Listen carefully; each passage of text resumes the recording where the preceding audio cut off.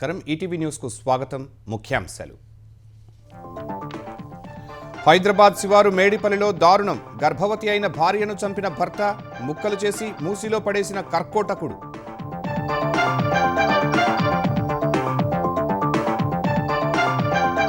తెలంగాణలో యూరియా కోసం కొనసాగుతున్న రైతుల గోస. అర్ధరాత్రి నుంచే దుకాణాల వద్ద బారులు. రేవంత్ వైఫల్యమన్న హరీష్.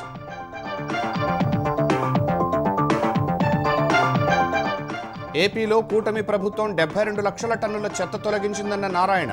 అక్టోబర్ 2 నాటికి మొత్తం తొలగిస్తామని స్పష్టీకరణ.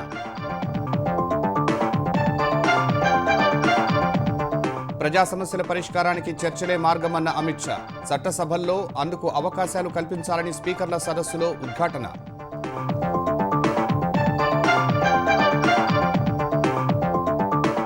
బీహార్లో ఓట్ల చోరీని అడ్డుకుని తీరుతామన్న రాహుల్. అసెంబ్లీ ఎన్నికల్లో ఎన్డీఏ కూటమికి బుద్ధి చెప్పాలని ప్రజలకు పిలుపు.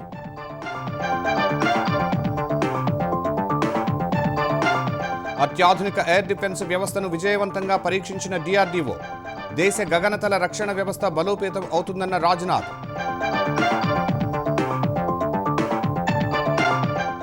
అన్ని ఫార్మాట్ల క్రికెట్కు రిటైర్మెంట్ ప్రకటించిన చటేశ్వర్ పూజారా. దేశానికి ప్రాతినిధ్యం వహించినందుకు గర్వపడుతున్నట్టు వెల్లడి.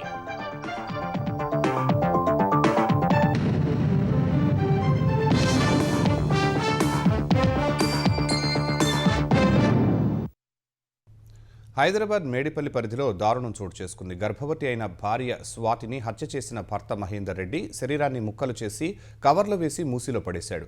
వికారాబాద్ జిల్లా కామారెడ్డిగూడకు చెందిన స్వాతి అలియాస్ జ్యోతిని అదే గ్రామానికి చెందిన సామల మహేందర్ రెడ్డి ప్రేమించుకున్నారు. ఈ క్రమంలో స్వాతి గర్భవతి కాగా మహేందర్ రెడ్డి ఆమెకు అబార్షన్ చేయించాడు. ఇది తెలిసిన స్వాతి కుటుంబ సభ్యులు మహేందర్ రెడ్డిని ఒప్పించి పెళ్లి జరిపించారు. అప్పటి నుంచి అయిష్టంగానే కాపురం చేస్తున్న మహేందర్ రెడ్డికి అతడి కుటుంబ సభ్యులు సర్ది చెప్పి హైదరాబాద్ పంపారు. 25 రోజుల క్రితం బోడుపల్లిలోని బాలాజీ హిల్స్లోని ఓ ఇంట్లో అద్దెకు దిగారు. మహేందర్ రెడ్డి రాపిడ్ నడుపుతూ ఉండగా స్వాతి ఇంటి వద్దే ఉంటోంది. ఇద్దరి మధ్య ఏం జరిగిందో కానీ శనివారం స్వాతిని ముక్కలుగా నరికి తల, కాళ్ళు, చేతులు వేరు చేసి మూసిలో పడేశాడు. మొండాన్ని కవర్లో పెట్టుకుని తీసుకువెళ్లే అవకాశం లేక గదిలోనే వదిలేసిన అతడు స్వాతి ఆత్మహత్య చేసుకున్నట్టు తన సోదరికి సమాచారం ఇచ్చాడు. ఆమె స్వాతి తల్లిదండ్రులకు చెప్పగా బోడుపల్లిలోని బంధువులకు సమాచారం ఇచ్చారు. వారు మహేందర్ రెడ్డి ఇంటికెళ్లి చూడగా కవర్లో ముక్కలుగా ఉన్న శరీర భాగాలను గుర్తించి పోలీసులకు సమాచారం ఇచ్చారు. వెంటనే రంగంలోకి దిగిన పోలీసులు మహేందర్ రెడ్డిని అదుపులోకి తీసుకుని ప్రశ్నిస్తున్నారు. మూసిలో పడేసిన శరీర భాగాల కోసం గాలిస్తున్నారు. రంగారెడ్డి జిల్లా మహేశ్వరం మండలం పత్తేసాగర్ చెరువులో శిశువు మృతదేహం లభించడం కలకలం రేపింది. కోళ్లపడకల్ గ్రామ శివారులోని పత్తేసాగర్ చెరువు అలుగు వద్ద ఈ ఉదయం ఒక గుర్తు తెలియని శిశువు మృతదేహం నీటిలో తేలుతూ స్థానికులకు కనిపించింది. వెంటనే పోలీసులకు సమాచారం అందించగా వారు ఘటనాస్థలికి చేరుకుని శిశువు మృతదేహాన్ని చెరువు నుంచి బయటకు తీశారు. అనంతరం పోస్ట్మార్టం నిమిత్తం ఉస్మానియా ఆసుపత్రికి తరలించారు. ఈ ఘటనపై కేసు నమోదు చేసుకున్న పోలీసులు శిశువును ఎప్పుడు ఎవరు చెరువులో వదిలిపెట్టారనే కోణాల్లో దర్యాప్తు చేపట్టారు. సిపిఐ సీనియర్ నేత కమ్యూనిస్టు దిగ్గజం సురవరం సుధాకర్ రెడ్డి అంతిమయాత్ర తెలంగాణ ప్రభుత్వ అధికార లాంఛనాలతో ప్రారంభమైంది. అనారోగ్యంతో కేర్ ఆసుపత్రిలో నిన్న తుదిశ్వాస విడిచిన సుధాకర్ రెడ్డి పార్థివ దేహాన్ని ప్రజల సందర్శనార్థం కేర్ ఆసుపత్రి నుంచి హిమాయత్ నగర్లోని మగ్ధూమ్ భవన్లో ఉంచారు. ఆయన భౌతికాయం వద్ద పోలీసులు గౌరవ వందనం సమర్పించారు. గాల్లోకి కాల్పులు జరిపిన పోలీసులు ప్రభుత్వ అధికారిక నివాళులు అర్పించారు. అనంతరం మగ్ధూమ్ భవన్ నుంచి సురవరం అంతిమయాత్ర ప్రారంభమైంది. అంతకుముందు పలువురు ప్రముఖులు సురవరం భౌతికాయానికి నివాళులు అర్పించారు. సురవరం పార్థివ దేహానికి నివాళులు అర్పించిన సీఎం రేవంత్ రెడ్డి పేదలు, బహుజనుల కోసం పోరాడిన గొప్ప నేత అని అభివర్ణించారు. ముఖ్యమంత్రి చంద్రబాబు నాయుడు సురవరం పార్థివ దేహానికి పుష్పాంజలి ఘటించారు. ప్రజాస్వామ్య పరిరక్షణ ఉద్యమాల్లో కలిసి పోరాటాలు చేశామని ఆయన గుర్తు చేశారు. తెలంగాణ మంత్రులు వివేక్, సీతక్క, జూపల్లి కృష్ణారావు అంజలి ఘటించారు. శాసనమండలి చైర్మన్ గుత్తా సుఖేందర్ రెడ్డి, బీఆర్ఎస్ కార్యనిర్వాహక అధ్యక్షుడు కేటీఆర్, ఇతర నేతలు సురవరం భౌతికాయానికి నివాళులర్పించారు. మాజీ ఉపరాష్ట్రపతి వెంకయ్యనాయుడు, ఎమ్మెల్యే మల్లెడ్డి రంగారెడ్డి, ఎమ్మెల్సీ కోదండరాం, లోక్సత్తా వ్యవస్థాపక అధ్యక్షుడు జయప్రకాష్ నారాయణ, ఎంఆర్పీఎస్ వ్యవస్థాపక అధ్యక్షుడు మందకృష్ణ మాదిగ, పలువురు ప్రముఖులు నివాళులర్పించారు. సురవరం భౌతికాయాన్ని అధికారిక లాంఛనాలతో గాంధీ ఆసుపత్రికి దానం చేయనున్నారు. నిజాం నిరంకుశ రాజ్యాన్ని నుంచి పేదలకు విముక్తి కలిగించిన సురవరం ప్రతాప్ రెడ్డి గారి పేరు పెట్టాలి అని వారు నాకు లేఖ రాయడం జరిగింది. సుధాకర్ రెడ్డి గారు చేసిన సూచన ప్రకారం తెలుగు విశ్వవిద్యాలయానికి సురవరం ప్రతాప్ రెడ్డి గారి పేరును పెట్టడం జరిగింది. తర్వాత వారితో వ్యక్తిగతంగా మాట్లాడి మిమ్మల్ని వచ్చి కలుస్తాను అని వారికి చెప్పాను. ఈ రకంగా కలుస్తానని నేను ఊహించలేదు. సురవరం సుధాకర్ రెడ్డి గారిని కూడా తప్పకుండా రాష్ట్ర ప్రభుత్వం గుర్తిస్తుంది. వారిని శాశ్వతంగా ఈ ప్రాంత ప్రజలు గుర్తుపెట్టుకునే విధంగా అభివృద్ధి కార్యక్రమంలో ఎక్కడైనా వారి యొక్క పాత్ర నుండే విధంగా మంత్రివర్గంలో చర్చించి నిర్ణయం తీసుకోవడం జరుగుతుంది. ఆయన ఈరోజు చనిపోవడం సిపిఐకి ఎంతైతే నష్టమో సమాజానికి కూడా అంతే నష్టం. ప్రత్యేకంగా దేశానికి మన రాష్ట్రానికి కూడా తీవ్ర నష్టం. ఈ రోజు సుధాకర్ రెడ్డి గారు మన దగ్గర లేకపోయినా ఆయన వదిలిపెట్టిన లెగసీ అనేది శాశ్వతంగా ఉంటుంది. ఆయన ఆలోచన విధానం, ఆయన చేసిన సేవాభావం ఎప్పటికీ గుర్తుంటుంది. అలాంటి వ్యక్తి పట్ల మరణం పట్ల నా ప్రగాఢ సానుభూతి తెలియజేసుకుంటూ ఆయన ఆత్మకు శాంతి కలగాలని భగవంతుని మనస్ఫూర్తిగా ప్రార్థిస్తున్నాను. ఆంధ్రప్రదేశ్లో లెగసీ వేస్ట్ను అక్టోబర్ 2 కల్లా పూర్తిగా తొలగిస్తామని పురపాలక శాఖ మంత్రి నారాయణ వెల్లడించారు. మచిలీపట్నంలో లెగసీ వేస్ట్ డంపింగ్ యార్డ్ను మంత్రి పరిశీలించారు. చెత్త పన్ను వేసినా చెత్తను తొలగించని చెత్త ప్రభుత్వం వైసీపీదని మండిపడ్డారు. కూటమి ప్రభుత్వం అధికారంలోకి వచ్చే నాటికి ఏపీలో 85 లక్షల లెగసీ వేస్ట్ ఉందన్న మంత్రి ఇప్పటివరకు 72 లక్షల టన్నుల చెత్తను తొలగించగా మరో 13 లక్షల టన్నుల చెత్త మిగిలి ఉందని తెలిపారు. ప్రజలకు రోగాలకు కారణమయ్యే ఘన ద్రవ వ్యర్థాలను ఎప్పటికప్పుడు తొలగించేలా ప్లాంట్లు ఏర్పాటు చేస్తున్నట్లు వివరించారు. స్వర్ణాంధ్ర స్వచ్ఛాంధ్ర కార్యక్రమం ద్వారా చెత్త నిర్వహణపై ప్రజల్లో అవగాహన కల్పిస్తున్నామని నారాయణ తెలిపారు. ముఖ్యమంత్రి గారు స్వచ్ఛాంధ్ర స్వచ్ఛ భారత కార్యక్రమం మచిలీపట్నంలో చేస్తూ ఆ రోజు అడగడం జరిగింది ముఖ్యమంత్రి మమ్మల్ని. ఈ రాష్ట్రంలో మొత్తం లెగసీ ఎంత ఉందంటే 85 లక్షల టన్నులు ఉందని ఆ రోజుకి ఎస్టిమేట్ చేశారు. అయితే ఈ లెగసీని 1 ఇయర్లో 360 రోజుల్లో పూర్తి చేయాలి. ఆ విధంగా మీరు ప్రణాళికలు రచించమంటే అటు అధికారులందరితో మాట్లాడి డిస్కస్ చేసి దాని మీద యాక్చువల్గా రాష్ట్రంలో టెండర్లు పిలిచాము. ఈరోజు ఎంతో వేగవంతంగా జరుగుతుంది. 72 లక్షలు పూర్తి చేశారు. నిన్నటికి 85 లక్షల్లో 72 లక్షలు పూర్తి చేశారు. ఇంకా బ్యాలెన్స్ కేవలం 13 లక్షలు ఉంది. ఈ 13 లక్షలు పూర్తి చేయడానికి మరొక 40 రోజులు మాత్రమే మిగిలింది. అయితే 40 రోజుల్లో ఇది 100% పూర్తవుతుంది. జనసేన భాగస్వామిగా ఉన్న కూటమి ప్రభుత్వం ఏడాదిలో సాధించిన విజయాలు, భవిష్యత్తులో చేయాల్సిన కార్యక్రమాలపై పార్టీ శ్రేణులకు దిశానిర్దేశం చేసేందుకు జనసేన సిద్ధమైంది. ఈ మేరకు విశాఖలో ఈ నెల 30న నిర్వహించనున్న సభలో పార్టీ శ్రేణులకు దిశానిర్దేశం చేస్తామని జనసేన పీఎస్సీ చైర్మన్ మంత్రి నాదెండ్ల మనోహర్ తెలిపారు. సేనతో సేనాని కార్యక్రమ పోస్టర్ను విశాఖలో జనసేన ఎమ్మెల్యేలతో కలిసి మంత్రి విడుదల చేశారు. విశాఖ సభకు చేస్తున్న ఏర్పాట్లను ఆయన పరిశీలించారు. జనసేన అధినేత పవన్ కళ్యాణ్ 3 రోజులు విశాఖలోనే ఉంటారన్న నాదెండ్ల కార్యకర్తలు, నేతలతో నేరుగా మాట్లాడతారని తెలిపారు. ఈ నెల 28న జనసేన లెజిస్లేటివ్ పార్టీ సమావేశం, మధ్యాహ్నం రాష్ట్ర కార్యవర్గ సమావేశం ఉంటుందన్నారు. 29న పార్లమెంటు నియోజకవర్గాల వారి చర్చలు ఉంటాయన్నారు. 30న జరిగే జనసేన మహాసభలో పవన్ కళ్యాణ్ పాల్గొంటారని మంత్రి వివరించారు.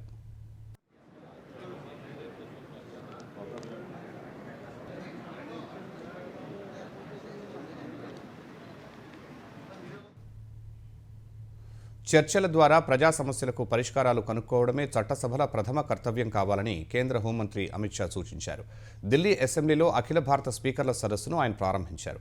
2 రోజుల పాటు జరిగే ఈ సదస్సుకు 29 రాష్ట్రాల అసెంబ్లీల స్పీకర్లు, శాసనమండళ్ల అధ్యక్షులు హాజరయ్యారు. చట్టసభలు నిబంధనల ప్రకారం నడవాలన్న ఆయన ప్రజా సమస్యలను బలంగా ప్రస్తావించేందుకు అన్ని పక్షాలకు అవకాశాలు కల్పించాలని సభాపతులను కోరారు. చట్టసభల గౌరవాన్ని కాపాడుకోకపోతే గతంలో అనేక తీవ్ర పరిణామాలు ఎదురైనట్లు అమిత్ షా గుర్తు చేశారు. एक प्रकार से भारतीय विधायी कार्य प्रणाली के भीष्म पितामह विठल भाई पटेल के अध्यक्ष बनने के 100 साल के मौके पर हम सबके लिए भी मौका है कि अपनी अपनी असेंबली में हम सभापति के स्थान की गरिमा को बढ़ाने के लिए काम करें. हम एक निष्पक्ष मंच अपने अपने प्रदेश की जनता की आवाज के लिए रखें. एक निष्पक्ष बहस पक्ष और विपक्ष के द्वारा इसको हम सुनिश्चित करें और सदन की कार्यवाही विधानसभा के नियमों के अनुसार, लोकसभा राज्यसभा के नियमों के अनुसार हो, इसके लिए हम आग्रही बने. क्योंकि विचार मंथन ही ये लोकतंत्र में जनता की समस्याओं के निवारण का सर्वश्रेष्ठ माध्यम है. గగన్యాన్ యాత్ర ఆత్మనిర్భర్ భారత్ ప్రయాణంలో కొత్త అధ్యాయాన్ని సూచిస్తుందని రక్షణ మంత్రి రాజ్నాథ్ సింగ్ అన్నారు. ఢిల్లీలోని శుబ్రోత్ పార్క్లో వైమానిక దళం నిర్వహించిన కార్యక్రమంలో వ్యోమగామి శుభాంశు శుక్లాతో కలిసి కేంద్ర మంత్రి రాజ్నాథ్ పాల్గొన్నారు.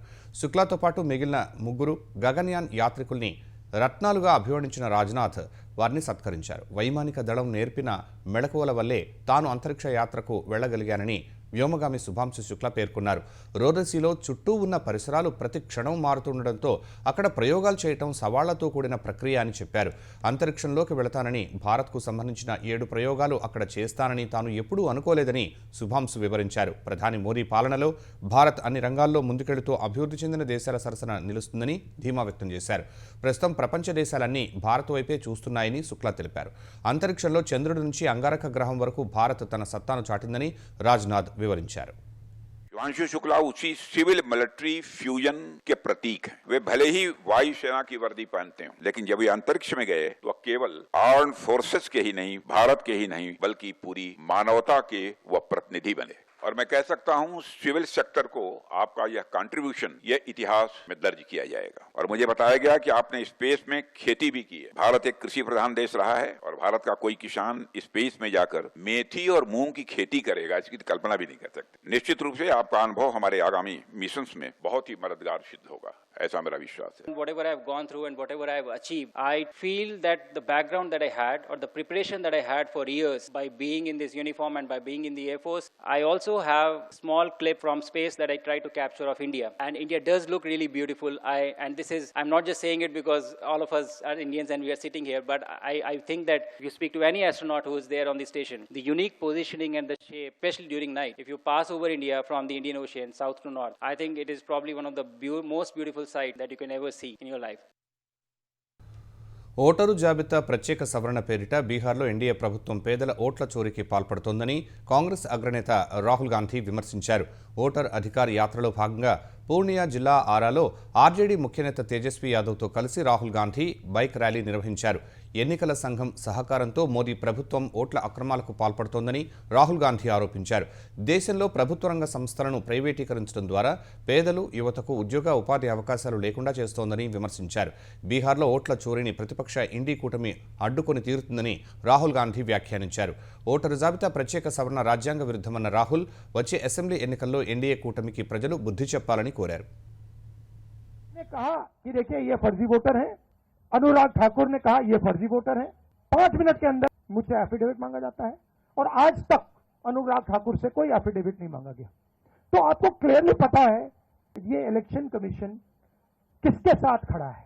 अगर ये न्यूट्रल होते तो एकदम अनुराग ठाकुर को एफिडेविट जाता, कहते कि एफिडेविट दो। तो ये न्यूट्रल नहीं है। और जो हम कह रहे हैं बिहार में एसआईआर इंस्टीट्यूशनलाइज चोरी करने का तरीका है। लाखों वोटर के नाम कट गए, ऑपोजिशन शिकायत कर रही है, मगर बीजेपी एक शिकायत नहीं कर रही क्योंकि पार्टनरशिप है। इलेक्शन कमीशन, इलेक्शन कमिश्नर और बीजेपी के बीच में पार्टनरशिप है। తెలంగాణలో అన్నదాతలు యూరియా కోసం పడరాని పాట్లు పడుతున్నారు. సరఫరా కేంద్రాల వద్ద గంటల కొద్దీ లైన్లలో నిల్చున్నా యూరియా దొరకటం లేదని ఆవేదన వ్యక్తం చేస్తున్నారు. మెదక్ జిల్లా చేగుంట ఆగ్రోస్ రైతు సేవా కేంద్రం వద్ద తెల్లవారుజాము నుంచే యూరియా కోసం రైతులు బారులు తీరారు. కౌడిపల్లి మండల కేంద్రంలోనూ ఇదే పరిస్థితి నెలకొంది. పంట పొలాలకు యూరియా వేయటం అదును దాటితే దిగుబడి తగ్గే అవకాశం ఉంటుందని రైతులు ఆవేదన వ్యక్తం చేశారు. కరీంనగర్ చిగురుమామిడిలోనూ యూరియా కోసం రైతులు అష్టకష్టాలు పడుతున్నారు. ఇందుర్తి ఎరువుల దుకాణం వద్ద చెప్పులు వరుసలో పెట్టి సుమారు 400 మంది రైతులు పడిగాపులు కాస్తున్నారు. కేంద్ర ప్రభుత్వం జోక్యం చేసుకుని సరిపడా యూరియా అందించాలని కోరుతున్నారు. వరంగల్ జిల్లా నెక్కొండలోని ప్రాథమిక వ్యవసాయ కేంద్రం వద్ద గంటల తరబడి రైతులు పడిగాపులు కాశారు. అయినప్పటికీ యూరియా దొరకటం లేదని ఆవేదన వ్యక్తం చేస్తున్నారు. వర్ధన్నపేటలో రైతులు ఆందోళనకు దిగారు. రోజులు గడుస్తున్నా వ్యవసాయ శాఖ అధికారులు పట్టించుకోవటం లేదని ఆందోళన వ్యక్తం చేస్తున్నారు. వచ్చిన 500 బత్తాలు అంటే నీకు 5000 మందికి ఇవ్వాలి. అన్ని మండలాలు ఇక్కడికి వర్ధనపేటకి ఉన్న మండలాలు అందరికీ సప్లై చేయాలి. ఈ 500 1000 బత్త ఎవరికి ఇస్తారు? నిన్న వచ్చింది స్టాకు, నిన్న పంచారు, ఆదివారం పంచుతాను. మొన్న ఎంఆర్ఓ తోటి వెళ్ళి పెట్టుకున్నా, నా దగ్గర ఏం లేదా, నేను ఏం చేయలేనా, ఎంఆర్ఓ వెళ్ళిపోయిండు. ఏమన్నా ఇప్పుడు పోలీసులు దుమ్మి కేసు పెట్టింది మొన్న. ఈ పని మీదనే ఉండాలా, పొద్దుందాకా అన్నం లేదు, చాలేదు, మాకు పోలేక ఇక్కడ పోలీస్ స్టేషన్ కాడ, పోలీస్ స్టేషన్ లో రాపర్తిలా, తిర్రాపల్లిలా, వర్ధనపేటలా ఇదే పని మాకు. ఇక అన్ని తిరుగుడు పొద్దుందాకా తిరుగుతావు, ఎప్పుడు తింటావు. నిలవాడి సత్తాను బత్తాలు దొరకక ఇచ్చిన వాళ్ళకే ఇస్తారు, మళ్ళీ ఇయ్యన వాళ్ళకి ఇస్తలేరు.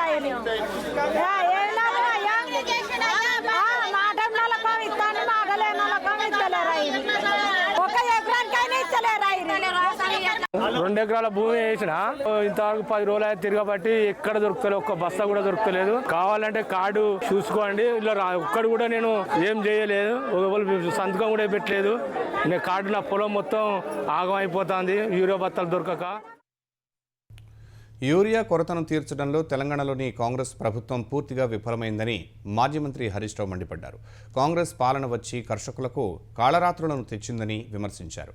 మహబూబాబాద్ జిల్లా కొత్తగూడ మండలంలో PSCS కేంద్రం వద్ద యూరియా కోసం రాత్రంతా రైతుల పడిగాపులు కాయటమే కాంగ్రెస్ ప్రభుత్వ వైఫల్యానికి నిదర్శనమని ధ్వజమెత్తారు. ముందు చెప్పినట్లే రేవంత్ రెడ్డి వచ్చి ఆనాటి రోజులను తెచ్చారని ఎద్దేవా చేశారు. యూరియా కోసం పడిగాపులు కాసే పరిస్థితి ఏర్పడిందని, కాంగ్రెస్ ప్రభుత్వం రైతన్నను నడి రోడ్డు మీదకు ఈడ్చారని ఆక్షేపించారు. తెలంగాణలో కేసీఆర్ ఆనవాళ్లను తుడిచివేయటం ఎవరితరం కాదని కేటీఆర్ అన్నారు. ఈ మేరకు సామాజిక మాధ్యమం Xలో పోస్టు పెట్టిన కేటీఆర్ వైద్య ఆరోగ్య రంగంపై కేసీఆర్ చెరగని ముద్ర వేశారని పేర్కొన్నారు. ఎయిమ్స్ తరహాలోనే టిమ్స్ ఆసుపత్రులకు శ్రీకారం చుట్టారని గుర్తు చేశారు. ప్రస్తుతం తెలంగాణ వ్యాప్తంగా నిర్మాణంలో ఉన్న సూపర్ స్పెషాలిటీ ఆసుపత్రులు కేసీఆర్ చిత్తశుద్ధికి నిదర్శనమని చెప్పారు. జిల్లాకు ప్రభుత్వ మెడికల్ కాలేజీని స్థాపించి మండల కేంద్రాల్లో కొత్త ఆసుపత్రులు, పట్టణ ప్రాంత పేదల కోసం బస్తీ దవాఖానాలను కేసీఆర్ సర్కార్ ప్రారంభించిందని కేటీఆర్ గుర్తు చేశారు. హైదరాబాద్ నగరానికి నలువైపులా 1000 పడకలతో 4 టిమ్స్, వరంగల్లో 2200 పడకల సూపర్ స్పెషాలిటీ ఆసుపత్రి, 2000 పడకలతో నిమ్స్ ఆసుపత్రి విస్తరణ పనులను బీఆర్ఎస్ ప్రభుత్వం ప్రారంభించినట్టు కేటీఆర్ చెప్పారు. కాంగ్రెస్ ప్రభుత్వం టిమ్స్, వరంగల్ ఆసుపత్రులను నిర్లక్ష్యం చేస్తోందన్నారు. ఇప్పటికైనా ఆసుపత్రుల నిర్మాణాన్ని యుద్ధ ప్రాతిపదికన పూర్తి చేసి వైద్య సేవలు ప్రారంభించాలని కేటీఆర్ డిమాండ్ చేశారు. విజయవాడలో అనధికారికంగా మెఫెంటర్మిన్ సల్ఫేట్ ఇంజెక్షన్లు విక్రయిస్తున్న ఇద్దరిని టాస్క్ ఫోర్స్ పోలీసులు అదుపులోకి తీసుకున్నారు. వారి నుంచి 20 ఇంజెక్షన్లు స్వాధీనం చేసుకున్నారు. ఇటీవలే జిమ్కు వెళుతున్న యువత తక్కువ సమయంలో కండలు పెంచడానికి ఈ ఇంజెక్షన్లను స్టెరాయిడ్గా వాడుతున్నారు. వైద్య రంగంలో అత్యవసర సమయాల్లో వైద్యుల పర్యవేక్షణలోనే ఈ ఇంజెక్షన్ను వాడతారు. మందుల దుకాణంలో పనిచేసే నగరానికి చెందిన జి వేణుగోపాల్, కె ఫణీంద్ర జిమ్కు వెళుతున్న యువతను టార్గెట్ చేసుకుని వారికి అనధికారికంగా రెట్టింపు ధరకు మెఫెంటర్మిన్ సల్ఫేట్ ఇంజెక్షన్లు విక్రయిస్తున్నారు. వారిపై నిఘా పెట్టిన టాస్క్ ఫోర్స్ పోలీసులు రాత్రి 11 గంటల సమయంలో మొగల్రాజపురంలోని మెట్రో వద్ద నిందితులను అదుపులోకి తీసుకున్నారు. అనంతపురంలో ఆన్లైన్ గోల్డ్ బిల్డింగ్ పేరుతో ఓ వ్యక్తి 35 లక్షల రూపాయలు మోసపోయిన ఘటన ఆలస్యంగా వెలుగు చూసింది. వజ్రకరూరు మండలానికి చెందిన ఓ వ్యక్తి గత ఏడాది డిసెంబర్లో టెలిగ్రామ్ యాప్లో వర్క్ ఫ్రం హోమ్ పేరుతో ఓ మహిళ మెసేజ్ పెట్టింది. ఆయన దానికి స్పందించగా ఆన్లైన్ గోల్డ్ బిల్డింగ్ జ్యువెలరీలో పార్ట్ టైం ఉద్యోగం అంటూ ఆన్లైన్లో శిక్షణ ఇచ్చారు. ఈ వాలెట్ ఇచ్చి అతడి బ్యాంకు ఖాతాను దానికి అనుసంధానించారు. తొలి రోజు పార్ట్ టైం ఉద్యోగానికి 10,000 నగదును వాలెట్లో జమ చేశారు. రెండవ రోజు నుంచి పార్ట్ టైం ఉద్యోగాన్ని కొనసాగించాలంటే మరో 10,000 వాలెట్లో జమ చేసుకోవాలని సూచించారు. క్రెడిట్ స్కోర్ తక్కువగా ఉందని మరో 7 లక్షలు, తర్వాత 10 లక్షలు కట్టించుకున్నారు. అలా వారు విడతలుగా సూచించిన విధంగా ఆయన నగదు జమ చేస్తూ వెళ్లాడు. మొత్తం 35 లక్షలు తనకు చెల్లించాలని బాధితుడు కోరే సమయానికి సైబర్ నేరగాళ్లు చేతులెత్తేశారు. ఈ ఘటనపై బాధితుడు వజ్రకరూర్ పోలీస్ స్టేషన్లో ఫిర్యాదు చేయగా కేసు నమోదు చేసి దర్యాప్తు చేపట్టారు. ఆంధ్ర ఒడిశా సరిహద్దులోని డుడుమ జలపాతంలో యూట్యూబర్ గల్లంతయ్యాడు. ఒడిశాలోని బరంపురానికి చెందిన సాగర్ కుండు అనే యూట్యూబర్ మిత్రుడితో కలిసి డ్యాం వద్దకు వెళ్లాడు. జలాశయం నుంచి ఒక్కసారిగా నీటిని విడుదల చేయడంతో ప్రవాహంలో చిక్కుకున్నాడు. వెంటనే స్థానికులు తాళ్లతో బయటకు లాగడానికి ప్రయత్నించినప్పటికీ వరద ఉధృతికి యూట్యూబర్ ప్రవాహంలో కొట్టుకుపోయాడు. ఈ సమాచారం అందుకున్న అధికారులు అతడి కోసం విస్తృతంగా గాలిస్తున్నారు. నిజామాబాద్ జిల్లా శ్రీరామ్ సాగర్ ప్రాజెక్టుకు వరద క్రమంగా తగ్గుతోంది. ప్రాజెక్టుకు వరద తగ్గుతూ ఉండగా 8 గేట్ల నుంచి 24,460 క్యూసెక్కులు మాత్రమే దిగువకు విడుదల చేస్తున్నారు. పెద్దపల్లి జిల్లా శ్రీపాదయలంపల్లి ప్రాజెక్టులోకి వరద నీరు కొనసాగుతోంది. శ్రీరామ్ సాగర్ ప్రాజెక్టు నదీ పరివాహక ప్రాంతాల నుంచి క్రమంగా వరద వస్తూ ఉండగా 10 గేట్లు తెరిచి 70,138 క్యూసెక్కుల నీటిని దిగువకు వదులుతున్నారు. ఈ క్రమంలో ప్రాజెక్టు పరిసర ప్రాంతాల ప్రజలను అప్రమత్తంగా ఉండాలని అధికారులు సూచించారు. మెదక్లోని మంజీరా నదికి సైతం వరద ఉధృతి తగ్గింది. సింగూరు ప్రాజెక్టు ఒక గేటు నుంచి నీటిని విడుదల చేస్తున్నారు. వనదుర్గ ఆనకట్టకు ఇంకా వరద కొనసాగుతుందని, అది పూర్తిగా తగ్గాక ఏడుపాయల గర్భగుడి తెరిచి భక్తులకు అమ్మవారి దర్శనం కల్పిస్తామని అధికారులు వెల్లడించారు. మంజీరా వరదకు ఆలయంలో పేరుకుపోయిన మట్టి, చెత్త చెదారాన్ని పారిశుధ్య కార్మికులు తొలగిస్తున్నారు. ఉత్తరప్రదేశ్ నోయిడాలో అదనపు కట్నం కోసం భార్యకు నిప్పంటించి హత్య చేసిన కేసులో నిందితుడు నిక్కీ భర్త విపిన్ కస్టడీ నుంచి పారిపోయేందుకు ప్రయత్నించగా పోలీసులు కాల్పులు జరిపారు. ఈ క్రమంలో నిందితుడి కాలికి బుల్లెట్ గాయం అయినట్లు పోలీసులు తెలిపారు. ఈ కేసులో మృతురాలి భర్త, అత్తింటి వారి అకృత్యాలు ఒక్కొక్కటిగా బయటకొస్తున్నాయి. అదనపు కట్నం ఇవ్వాలని అత్తామామలు తరచూ వేధింపులకు గురిచేసేవారని మృతురాలి సోదరి వెల్లడించారు. ఒకసారి నిక్కీపై యాసిడ్తో దాడి కూడా చేశారని తెలిపారు. నిక్కీ, కంచన్ అన్నదమ్ములను పెళ్లి చేసుకోగా తమ తండ్రి ఒక కుమార్తెకే కట్నం ఇచ్చాడన్న ఆమె రెండో కుమార్తె కట్నం తీసుకురావాలని వేధిస్తూ కొద్ది రోజులుగా తమను కొట్టేవారని పేర్కొన్నారు. హత్యకు ముందు కూడా అదనపు కట్నం కోసం నిక్కీని ఆమె భర్త విపిన్ అత్త గదిలో బంధించి తీవ్రంగా కొట్టారని చెప్పారు. తన సోదరిని కాపాడటానికి ప్రయత్నించినప్పటికీ ఆమె భర్త పెట్రోల్ పోసి నిప్పు పెట్టారని వాపోయారు. తమ బిడ్డను హతమార్చిన వారిని ఎన్కౌంటర్ చేయాలని మృతురాలి తండ్రి డిమాండ్ చేశారు. వాళ్లు అడిగినవన్నీ ఇచ్చినా తన కుమార్తెను వేధించేవారని కన్నీరు మున్నీరయ్యారు. నిక్కీకి న్యాయం చేయాలని కోరుతూ మృతురాలి బంధువులు కస్నా పోలీస్ స్టేషన్ ఎదుట ఆందోళన చేశారు. నిక్కీ ఫోటోలను పట్టుకుని పోలీస్ స్టేషన్ ఎదుట బైఠాయించారు.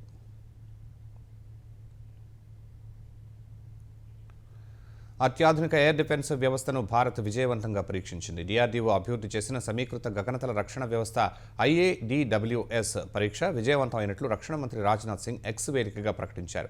శనివారం అర్ధరాత్రి ఒడిశా తీరంలో DRDO ఈ పరీక్ష జరిపినట్లు వెల్లడించారు. పరీక్షను విజయవంతం చేసిన DRDO సాయుధ దళాలను రక్షణ మంత్రి అభినందించారు. బహుళాంచెల ఎయిర్ డిఫెన్స్ వ్యవస్థ IADWS భారత గగనతల రక్షణ వ్యవస్థను మరింత బలోపేతం చేస్తుందని పేర్కొన్నారు. స్వదేశీ పరిజ్ఞానంతో అభివృద్ధి చేసిన IADWS లో quick reaction surface to air missile, advanced very short range air defence system missiles, hyper laser ఆధారిత డైరెక్ట్ ఎవర్జీ వెపన్స్ ఉన్నాయి.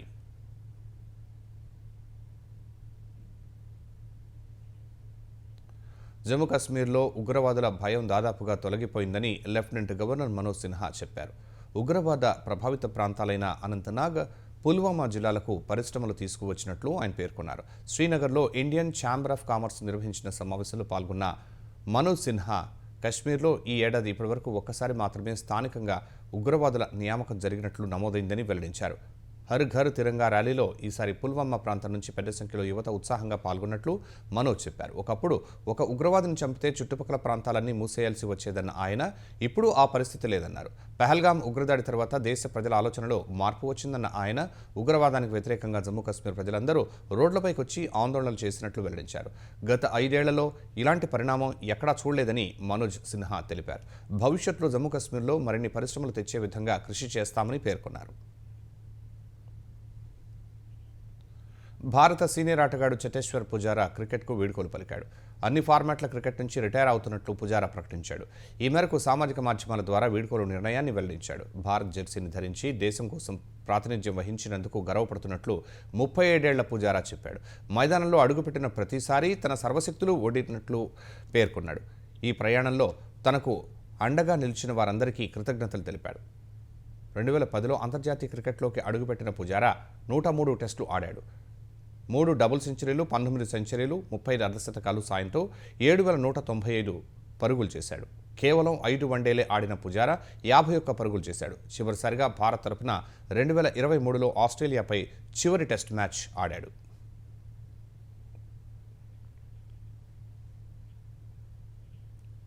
ముఖ్యాంశాలు మరోసారి. హైదరాబాద్ శివారు మేడిపల్లిలో దారుణం. గర్భవతి అయిన భార్యను చంపిన భర్త, ముక్కలు చేసి మూసీలో పడేసిన కర్కోటకుడు.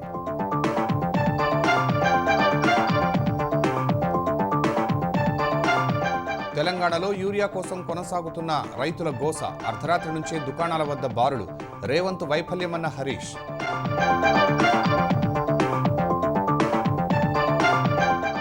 ఏపీలో కూటమి ప్రభుత్వం 72 లక్షల టన్నుల చెత్త తొలగించిందన్న నారాయణ. అక్టోబర్ 2 నాటికి మొత్తం తొలగిస్తామని స్పష్టీకరణ.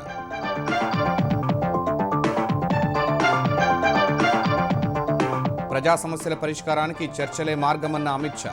చట్టసభల్లో అందుకు అవకాశాలు కల్పించాలని స్పీకర్ల సదస్సులో ఉద్ఘాటన.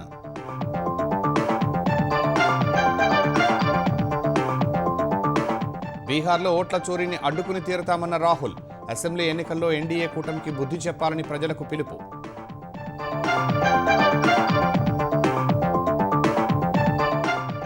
అత్యాధునిక ఎయిర్ డిఫెన్స్ వ్యవస్థను విజయవంతంగా పరీక్షించిన DRDO.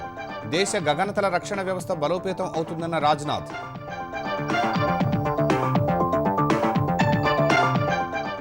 అన్ని ఫార్మాట్ల క్రికెట్కు రిటైర్మెంట్ ప్రకటించిన ఛతేశ్వర్ పుజారా దేశానికి ప్రాతినిధ్యం వహించినందుకు గర్వపడుతున్నట్టు వెల్లడి.